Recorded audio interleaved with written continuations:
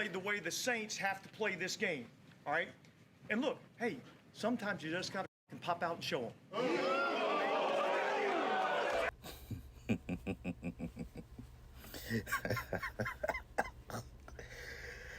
How y'all doing today?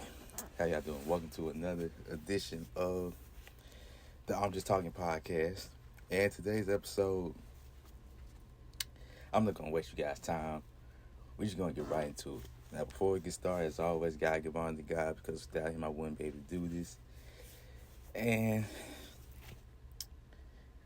boy, today's a great day. Today is a great day, man. Let's go ahead and talk about the game between the Saints and the Cowboys yesterday. Man, let me tell you now, going into this game, right? Going into this game, I had the feeling that it might be a close, competitive game. But then it wasn't.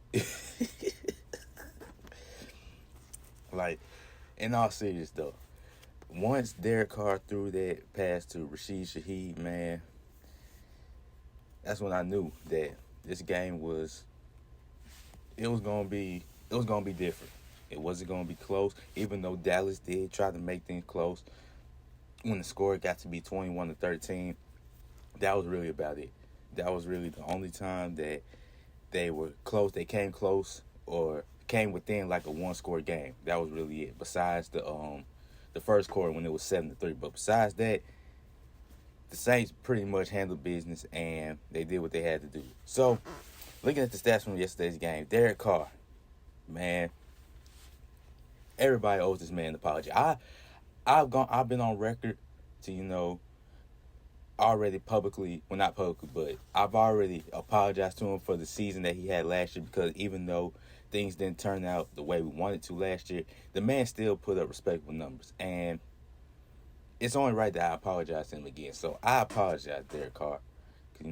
Even though I felt that you had some good moments last year, you showed your toughness last year, you were still our quarterback and you took most of the blame. But really, in hindsight, Pete Carmichael was really the issue in New Orleans, because ever since Clint Kubiak came into the building and put in this new system for Derek Carr in the offense, man, everything's been clicking. But yesterday, Derek Carr completed 11 passes on 16 passing attempts, threw for 243 passing yards, 2 touchdowns. He did throw 1 interception, so that kind of was a blemish on his record yesterday. But I mean, this how great the game was going yesterday. We threw the interception, and then Dak Prescott threw it right back to us. Like that. That's how good things were going for the New Orleans Saints yesterday, man. It was just a great game watching it from home, and it was just great. Alvin Kamara, man, what can I say? He's officially back. 20 rushing attempts for 115 rushing yards, 30 touchdowns. He also had 2 catches for 65 receiving yards and 1 touchdown. That long game was for that 57-yard touchdown off the screen pass from Derek Carr. Jamal Williams also chipped in with 8 rushing attempts with 39 rushing yards as well. Taysom Hill, 3 carries for 18 rushing yards.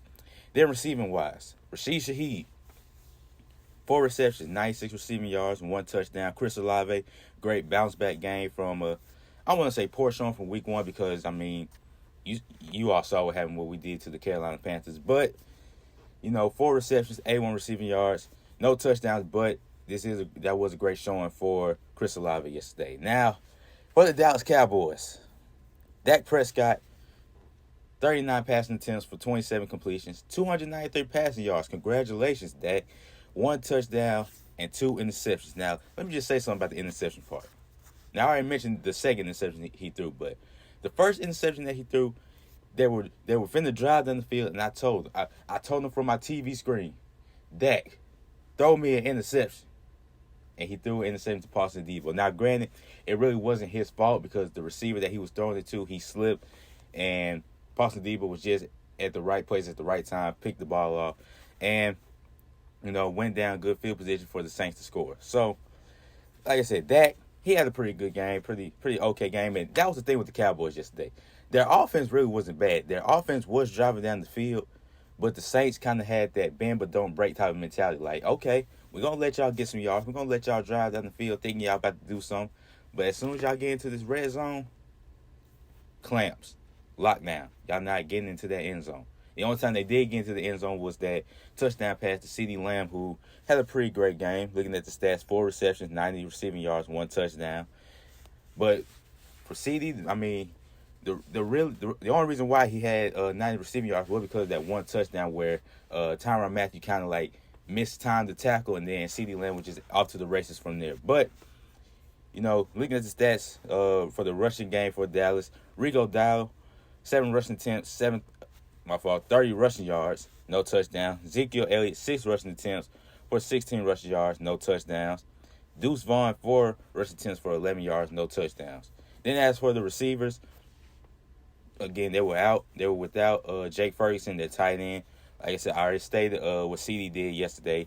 Tolbert, 6 receptions for 82 receiving yards. And then Shoemaker, 6 receptions for 43 receiving yards as well. So, I mean, what can I say? It was just an all-around great game, an all-around beatdown from the New Orleans Saints being down to the Dallas Cowboys yesterday.